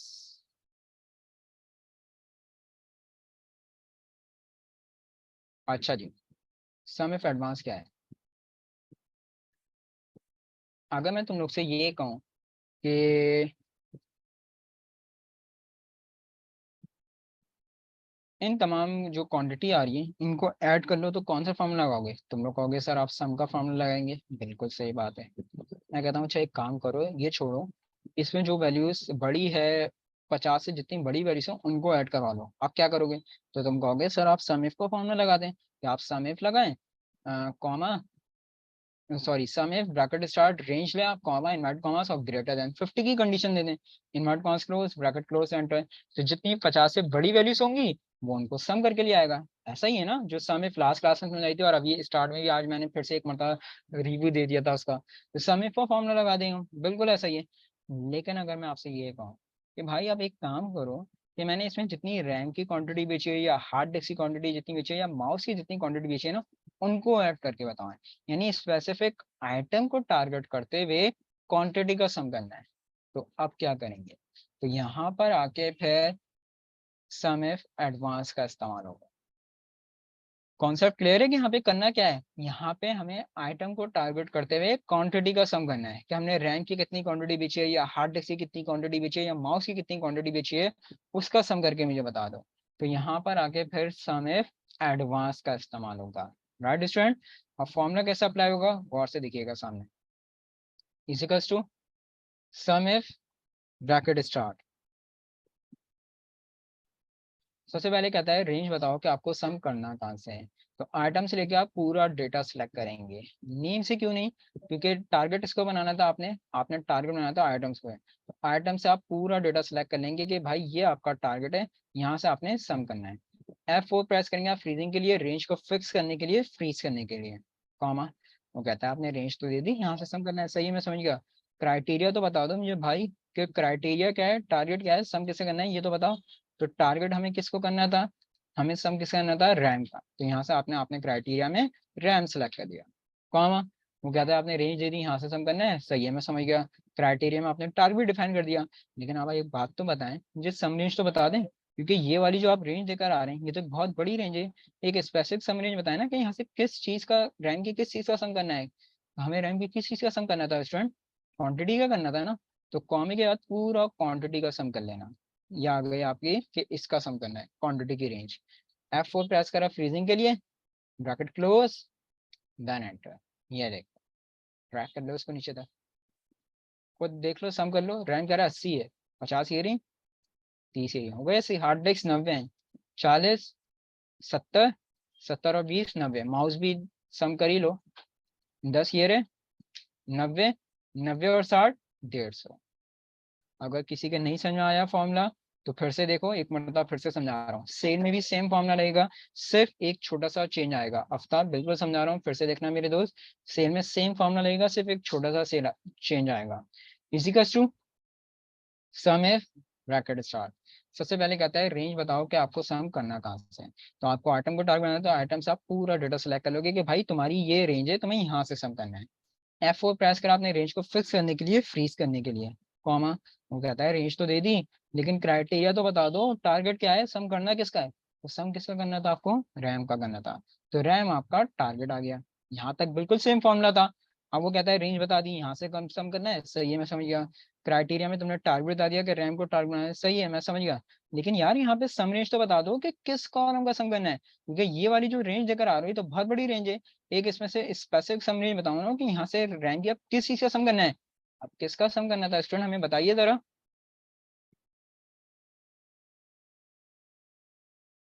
अब रैम की किस चीज का सम करना था हमें? वेरी गुड, सेल का करना था। तो आपने क्या करना है, सिर्फ और सिर्फ सेल की रेंज दे देनी। F4 प्रेस कर आपने फ्रीजिंग के लिए, ब्रैकेट क्लोज, देन एंटर, और उसको ड्रैग कर देना।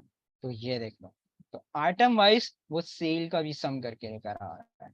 आ गई बात समझ में? क्लियर है तमाम स्टूडेंट्स को?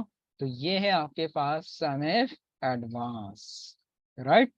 और अब आते हैं हम लोग काउंट इफ एडवांस पे। अब अगर मैं तुम लोग से ये कहूँ, यार इन तमाम वैल्यूज को जरा मुझे गिन के बताओ, इन तमाम इसको गिन के बताओ कितनी है। तो गिनने के लिए तुम लोग क्या कहोगे कि सर आप काउंट का फॉर्मूला लगा दें। बिल्कुल सही बात है। मैं कहूँ अच्छा यार छोड़ो ना, एक काम करो, इसमें जो वैल्यूज 70 से बड़ी है ना, सिर्फ उनको काउंट करो।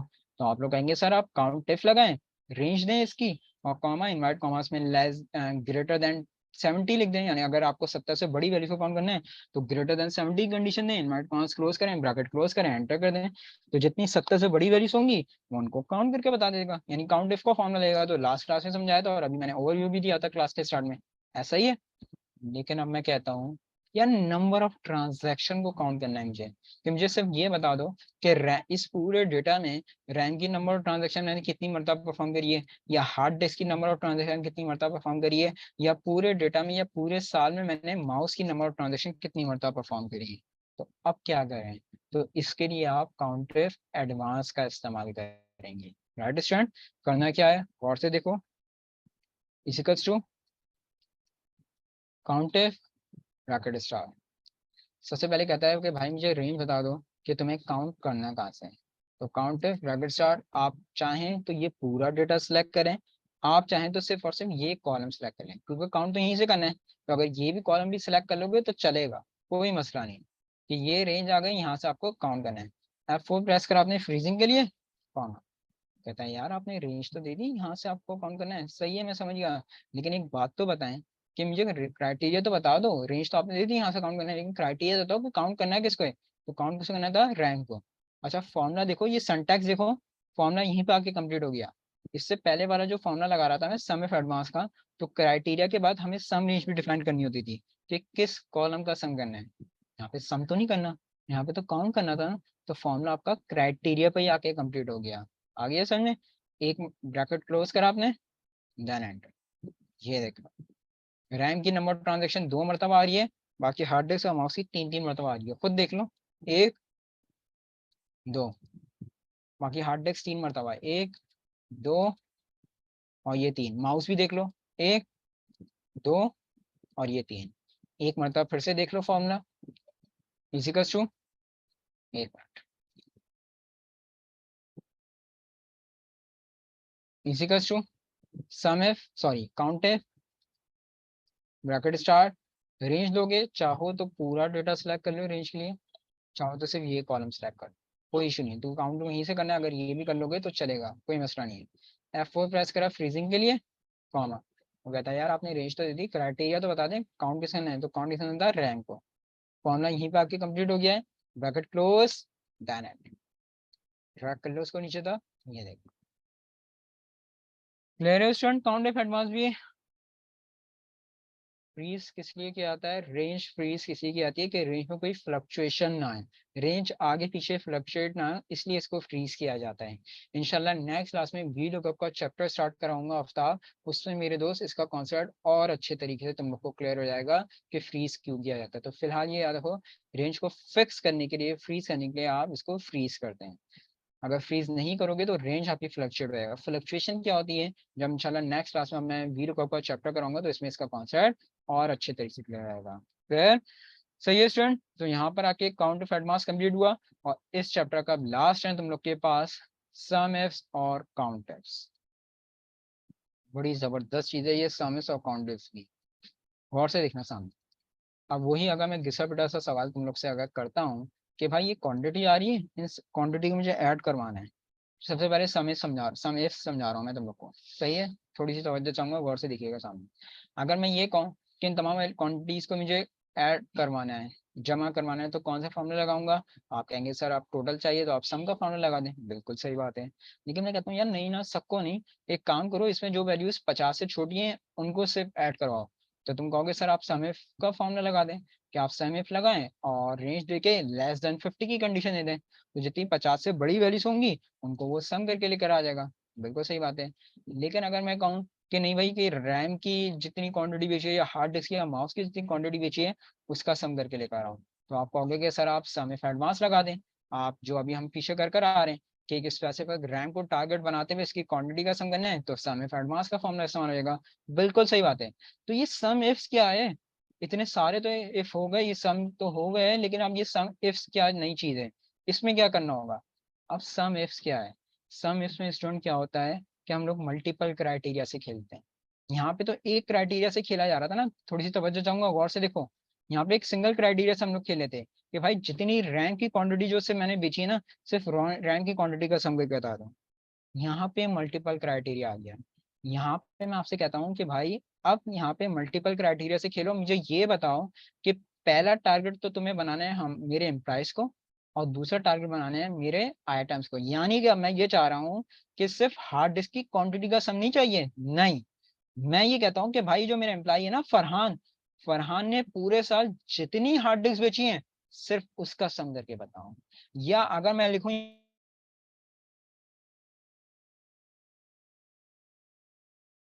पे नुमान, तो नुमान ने जितनी हार्ड डिस्क बेची हैं।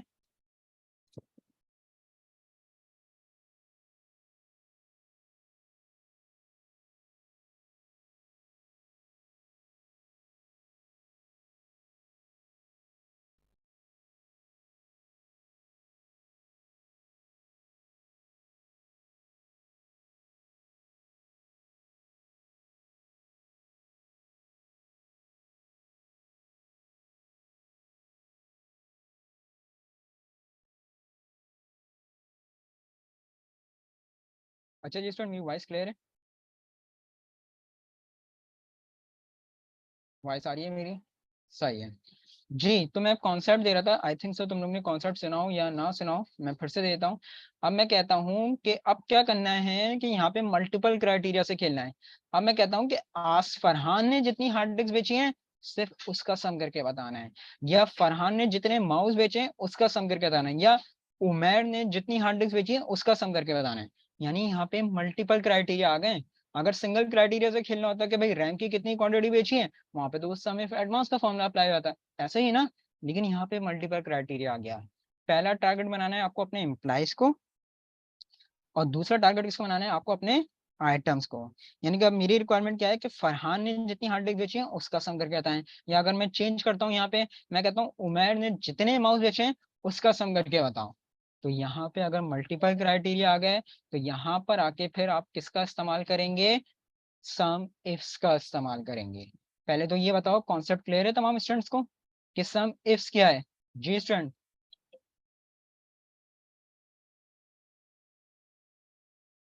सही है, गुड। अब फॉर्मूला देखना गौर से। फॉर्मूला थोड़ा सा बड़ा है लेकिन है सिंपल सा। थोड़ा सा बड़ा है लेकिन है सिंपल, गौर करोगे तो आसान हो जाएगा। Equals to sum ifs bracket start. सबसे पहले कहता है कि भाई मुझे सम रेंज बता दो, तुम्हें सम करना किसका है। तो हमें सम किसका करना था मेरे दोस्तों? क्वांटिटी का करना था, ये हमारी सम रेंज थी। तो मैंने पूरी क्वांटिटी सेलेक्ट कर ली कि भाई ये रेंज है मेरी, ये सम रेंज है मेरी। F4 प्रेस करा फ्रीजिंग के लिए, कॉमा। वो कहता है अच्छा, अब मुझे बताओ क्राइटेरिया रेंज वन क्या है, कि पहला टारगेट तुम्हें किसको बनाना है। तो पहला टारगेट हमें किसको बनाना था? अपने एम्प्लॉयज को बनाना था। तो क्राइटेरिया रेंज वन क्या आ गई? जितने एम्प्लॉयज हैं तमाम एम्प्लॉय आपने सिलेक्ट कर लिए। F4 प्रेस करें यहाँ पे भी फ्रीजिंग के लिए, कॉमा। वो कहता है भाई ये जो क्राइटेरिया रेंज वन तुम देकर आ रहे हो, ये तो एक बहुत बड़ा क्राइटेरिया तुमने दे दिया, तो बहुत सारे नाम दे दिए। एक स्पेसिफिक क्राइटेरिया बता दो ना, जहाँ पे एक स्पेसिफिक नाम लिखा हुआ वो नाम सेलेक्ट करके बताओ बस मुझे। तो जहाँ पे वो नाम लिखा हुआ होगा सिर्फ और सिर्फ वो नाम सेलेक्ट कर लेना। ये F4 फ्रीजिंग वाला F4 नहीं है भाई, ये सेल नंबर F4 बन रहा है। ये कंफ्यूज मत हो जाना, इत्तेफाक से ये सेल नंबर F4 बन रहा है। ये फ्रीज वगैरह नहीं करना है यहाँ पे बिल्कुल भी। ये F4 सेल नंबर बना है, यानी कि मैंने ये लिंक दिया है तो ये सेल नंबर F4 है। कि सबसे पहले मैंने ये बताया कि क्राइटेरिया रेंज वन क्या थी। ये मेरा क्राइटेरिया था, पहला टारगेट हमें बनाना था अपने एम्प्लॉयज को। तो ये तमाम एम्प्लॉय हमने यहाँ पर आके सिलेक्ट कर लिए, सही है। F4 प्रेस करा फ्रीजिंग रेट, कॉमा। वो कहता है ये तो बहुत सारे एम्प्लॉय हैं, एक स्पेसिफिक नाम बताओ। तो जहाँ पे वो नाम लिखा हुआ होगा वो नाम यानी कि वो सेल सेलेक्ट कर लेना, कॉमा। आफ्ताब मैं जवाब देता हूँ तुम्हारी बात का, एक मिनट रुकना मेरे दोस्त। कॉमा। अब कहता है ये तो मुझे समझ में आ गया, अब बताओ क्राइटेरिया रेंज 2 क्या है। दूसरा टारगेट किसको बनाना है, तो दूसरा टारगेट हमें स्टूडेंट किसको बनाया था, अपने आइटम्स को। तो जितने आइटम्स थे तमाम आइटम सेलेक्ट कर लेना, F4 प्रेस करा फ्रीजिंग के लिए, कॉमा। अब फिर वो वही सवाल करता है, कहता है यार क्राइटेरिया रेंज तुमने दूसरी क्राइटेरिया रेंज भी दे दी, सही है, वेल एंड गुड, लेकिन ये तो बहुत बड़ी क्राइटेरिया रेंज है, एक स्पेसिफिक क्राइटेरिया बता दो ना, एक स्पेसिफिक नाम जहाँ लिखा हुआ वो बताओ। तो जहाँ पे वो नाम लिखा होगा सिर्फ वो सेल सिलेक्ट कर लेना बस, ब्रैकेट क्लोज, देन एंटर। कह रहा है फरहान ने पूरे साल हार्ड डिस्क से 70 बेची है, प्रूफ करें।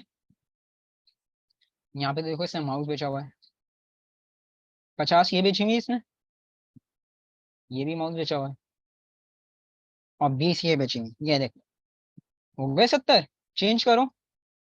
अच्छा आफ्ताब, जो तुमने सवाल पूछा था कि सर नाम लिख सकते हैं, बिल्कुल लिख सकते हो, कोई मसला नहीं है, लेकिन मेरे दोस्त एक बात बताओ कि अगर नाम चेंज करोगे तो क्या बार बार जाके फॉर्मूले में जाके यहाँ पे चेंज करते जाओगे, ये तो बहुत मुश्किल नहीं हो जाएगा कि फॉर्मूला गलत हो गया तो फिर क्या करोगे। तो इससे ज्यादा बेहतर ये नहीं है कि जब यहाँ पे चेंज करोगे तो ऑटोमेटिकली आंसर भी चेंज हो जाएगा, ये ज्यादा आसान है ना तुम्हारे लिए। तो ज्यादा बेहतर यही है कि सेल सिलेक्शन कर लिया है। अब मैं कहता हूँ उमैन ने हार्ड डिस्क तो बेची नहीं है, अच्छा उमैन ने माउस बेचे, तो माउस लिखा मैंने यहाँ पर, हाँ जी माउस बेचे इसने 160, प्रूफ करें। उमेर उमेर उमेर उमेर उमेर 80 माउस ये बेचे हुए इसने,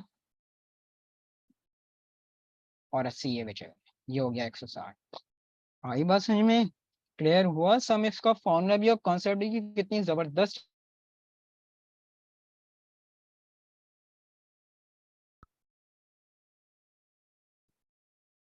तमाम स्टूडेंट को कॉन्सेप्ट क्लियर है, सम इसका कितनी जबरदस्त चीज है कि इसमें आप मल्टीपल क्राइटेरिया से खेल लें, सिंगल क्राइटेरिया यानी कि मल्टीपल क्राइटेरिया से आराम से आप यहाँ पे खेल सकते हैं, राइट।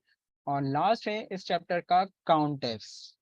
अब अगर मैं तुम लोग को ये कहूँ कि यार तमाम इसको गिन के बताओ कितनी है, तो तुम लोग फौरन से कहोगे कि सर आप काउंट का फॉर्मूला लगा दें, बिल्कुल सही है सुनील, फॉर्मूला बिल्कुल सिंपल सा है। चलो एक मरतबा फिर से बता देता हूँ यार, फॉर्मूला देखना सामने, is equal to sum is bracket से सबसे पहले कहते हैं सम रेंज बताओ, तो सम किसको करना था, क्वांटिटी को, तो ये तुम्हारी सम रेंज आ गई। F4 प्रेस करा फ्रीजिंग के लिए, कॉमा। अब कहता है क्राइटेरिया रेंज 1 क्या है, तो क्राइटेरिया रेंज 1 क्या आती है, पहला टारगेट बनाता है इम्प्लाइज को, तमाम इम्प्लाइज सेलेक्ट करे आपने, F4 प्रेस करा फ्रीजिंग के लिए, कॉमा। वो कहता है तो बहुत सारे नाम है, कोई एक स्पेसिफिक नाम बताओ, तो जहाँ पे स्पेसिफिक नाम लिखना होगा वो स्टाइल सेलेक्ट कर लेना, कॉमा।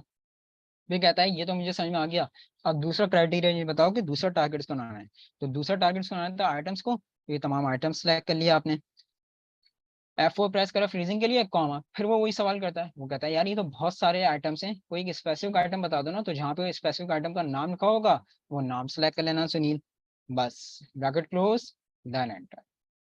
क्लियर अब सुनील, तो ये था आपके पास सम एफ्स। अब है आपके पास काउंट एफ्स। अब अगर मैं ये कहूँ कि यार इन क्वांटिटी को गिन के बताओ, तुम लोग कहोगे सर आप काउंट एफ का फॉर्मूला अप्लाई कर लें, सॉरी काउंट का फॉर्मूला इस्तेमाल कर लें अगर आपको गिनना है, बिल्कुल सही बात है।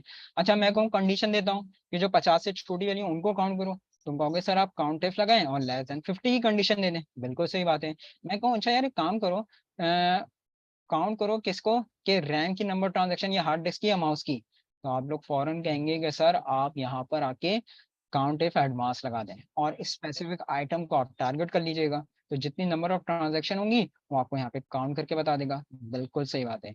लेकिन अगर मैं कहूँ कि नहीं यार मल्टीपल क्राइटेरिया से मुझे खेलना है, तो उमर ने जितनी मरतबा माउस बेचा है ना उसकी नंबर ऑफ ट्रांजेक्शन को काउंट करना है, या फरहान ने जितनी मरतबा हार्ड डिस्क बेची है उसकी नंबर ऑफ ट्रांजेक्शन काउंट करना है, तो यहाँ पर आके फिर काउंट इफ्स का इस्तेमाल होगा। फॉर्मूला बिल्कुल सेम है जैसा सम इफ्स का था, सिर्फ एक छोटा सा चेंज आएगा, गौर से देखना, equals to count ifs bracket start.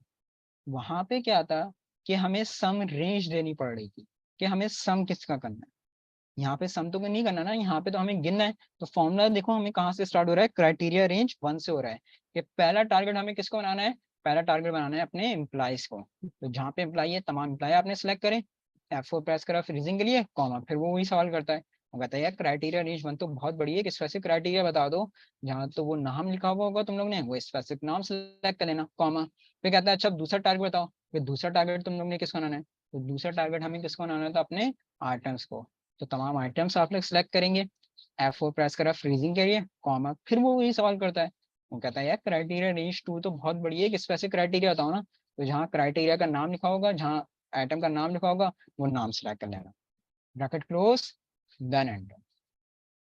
और मैंने माउस 2 मरतबा बेचे हैं, अभी मैंने बताया भी था, एक ये बेचे हुए और एक ये बेचे हुए। चेंज करो उसको जरा। और कौन है? आसिफ ने माउस बेचे हैं क्या? आसिफ ने माउस नहीं बेचा। आसिफ ने क्या बेचा है? आसिफ ने रैम, देखते हैं हम लोग। रैम की नंबर ऑफ ट्रांजेक्शन 4 मरतबा परफॉर्म करी है आसिफ ने। एक, ये 2 हार्ड डिस्क है, 2, 3, ये हार्ड डिस्क है, ये आ गया 4। आ गई बात समझ में? क्लियर है तमाम स्टूडेंट को? काउंट इफ्स का कॉन्सेप्ट भी? जी स्टूडेंट्स।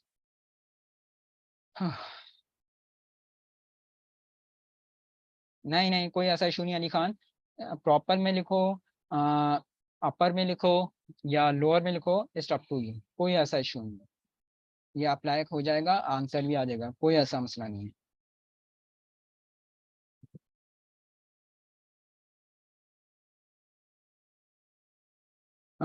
सारा उसके लिए डेटाबेस फंक्शंस का इस्तेमाल करना होगा। इंशाल्लाह वो भी करवाऊंगा, लेकिन वो इंशाल्लाह आगे जाके करवाऊंगा। वो डेटाबेस फंक्शंस हैं, वो पूरी एक डेटाबेस बना के लेकर आता है। बड़ा ज़बरदस्त टॉपिक है और ऑफिशियली वो बहुत ज़्यादा इस्तेमाल किया जाता है। वो डेटाबेस फंक्शंस हैं, जब वो समझोगी तो इंशाल्लाह तुम्हारा ये सवाल का कॉन्सेप्ट जो है ना उसमें जाके क्लियर हो जाएगा इंशाल्लाह। बिल्कुल कर सकते हैं, देखो इसमें बिल्कुल, देखो फॉर्मूले का ये देखो जरा, इसका सिंटैक्स देखो जरा। ये क्राइटेरिया रेंज तीसरी भी आ रही है यहाँ पर, ये देख लो मेरे दोस्त। कौन पूछा था मेरे से? आफ्ताब। ये क्राइटेरिया रेंज देखो तीसरी भी आ रही है, अगर तीसरा क्राइटेरिया भी हो तो वो भी यहाँ पे दिया जा सकता है, कोई ऐसा इशू नहीं है। सही है सलमा, बिल्कुल सेम है काउंटर्स। सिर्फ चेंज क्या आ गया सलमा, कि यहाँ पर आके जो सम रेंज थी ना शुरू में, सिर्फ सम रेंज हट जाएगी, बाकी पूरा फॉर्मूला वही आएगा। क्राइटेरिया रेंज वन क्या है? पहला टारगेट इसको बनाना था अपने एम्प्लॉइज को, तो तमाम एम्प्लॉइज सेलेक्ट करे आपने, F4 प्रेस करा फ्रीजिंग के लिए। वो सवाल करता है कि यार ये तो बहुत सारे एम्प्लॉई है, कोई एक स्पेसिफिक नाम, तो जहाँ पे वो नाम लिखा है तो नाम सेलेक्ट कर लिया आपने। फिर क्राइटेरिया रेंज टू क्या थी सलमान? दूसरा टारगेट हमें किसको बनाना था? अपने आइटम्स को, तो तमाम आइटम्स आपने सेलेक्ट करे, F4 प्रेस करा फ्रीजिंग के लिए। फिर वो वही सवाल करता है कि क्राइटेरिया रेंज टू भी बहुत बड़ी है, एक स्पेसिफिक क्राइटेरिया बता दो, तो जहाँ पे वो नाम लिखा होगा आइटम का, वो आइटम सेलेक्ट कर लेना, बस ब्रैकेट क्लोज, देन एंटर। तो पूरा फॉर्मूला वही है, सिर्फ चेंज क्या आया, जो सबसे पहले हमें ये रेंज दे रहे थे ना क्वांटिटी की, यानी कि सम रेंज, सिर्फ वो हट जाएगी, बाकी पूरा फॉर्मूला आप देख सकते हैं बिल्कुल सेम है। सही है? क्लियर है आज यहाँ तक तमाम स्टूडेंट्स को? जी स्टूडेंट्स।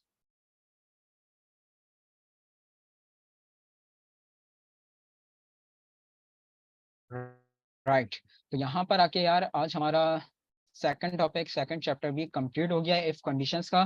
तो आज यहीं पे हम वाइंड अप करेंगे, क्योंकि बहुत इंपॉर्टेंट चीज़ें आज हमने इस चैप्टर में कवर करी हैं, जिससे आज आगे अब मैं नहीं बढ़ूंगा। तो आज यहीं पे वाइंड अप करूंगा क्लास को। इंशाल्लाह नेक्स्ट क्लास अब हम जो लेंगे उसमें आपका थर्ड टॉपिक और थर्ड चैप्टर में स्टार्ट कराऊंगा, कौन सा? वी लुकअप का। जैसे इफ कंडीशन बहुत इंपॉर्टेंट टॉपिक, बहुत इंपॉर्टेंट चैप्टर था, वैसे ही वी लुकअप भी बहुत इंपॉर्टेंट टॉपिक, इंपॉर्टेंट चैप्टर है। सही है? कोशिश करिएगा ऑन टाइम क्लास में एंटर हो, ताकि उसके कॉन्सेप्ट भी आप आराम से गेन कर सकें। Right student? तो आज यहीं पे वाइंड अप करते हैं अपनी क्लास को। इंशाल्लाह नेक्स्ट क्लास में हम लोग कंटिन्यू करेंगे। तो थैंक यू सो मच। इंशाल्लाह ये डेटा, ये एक्सेल शीट आज इंशाल्लाह आप तमाम स्टूडेंट के साथ शेयर हो जाएगी। सही है स्टूडेंट? तो आज यहीं पे वाइंड अप करते हैं हम अपनी क्लास को। इंशाल्लाह नेक्स्ट क्लास में इसको कंटिन्यू करेंगे। तो थैंक यू सो मच, अपना बहुत ज़्यादा ख्याल रखिएगा और मुझे अपनी स्पेशल दुआ में याद रखिएगा। टेक केयर, अल्लाह हाफ़िज़।